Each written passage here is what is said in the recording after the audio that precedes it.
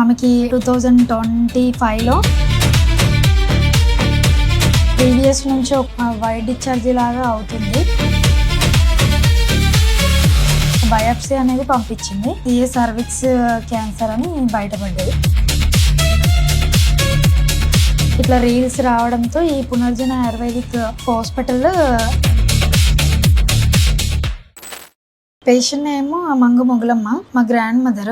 ఆమెకి 2025లో హాస్పిటల్ కి సీజర్స్ అని వెళ్ళాము. ప్రీవియస్ నుంచి ఒక వైట్ డిశ్చార్జీ లాగా అవుతుంది. ఇంకా వచ్చాము కదా హాస్పిటల్ కి అని చెప్పేసి ఆ ప్రాబ్లం కూడా అక్కడ గైనిక్ మేడం ని కలిసాము. బయాప్సీ అనేది పంపించింది. సిఏ సర్విక్స్ క్యాన్సర్ అని బయటపడ్డది. దాని తర్వాత మేము ఎక్కడ ట్రీట్మెంట్ తీసుకోలేదు. అక్కడ డాక్టర్ ని కలిసాము. ఆమె ఏజ్ పరంగా ఇంకా అది యాక్చువల్గా అంటే సర్జరీ చేయడం రాదని చెప్పారు మేడము. సర్జరీ వద్దులేండి, ఈ మందులు కంటిన్యూగా చేయండి, దాంతోపాటు రేడియేషన్ కూడా కంటిన్యూ చేయమని చెప్పింది మేడము. కానీ పేషెంట్ బాడీ తట్టుకుంటుందో తట్టుకోదో అని చెప్పేసి మేము ఆ డిసిషన్ తీసుకోకుండా ఇలాగనే కొంచెం ఇన్స్టాగ్రామ్లో ఇట్లా రీల్స్ రావడంతో ఈ పునర్జన ఆయుర్వేదిక్ హాస్పిటల్ అక్కడ చూసి ఆ నెంబర్కి కాల్ చేసి మేము ఇక్కడ రావడం జరిగింది. నేను యాక్చువల్గా అంటే నేను నర్స్నే, నేను స్టాఫ్ నర్సే చేశాను. అందుకోసమే అక్కడ బాడీ తట్టుకుంటుందో లేదని చెప్పేసి మేమే ఈ ఆయుర్వేదిక్ మందులు కంటిన్యూగా చేస్తున్నాం.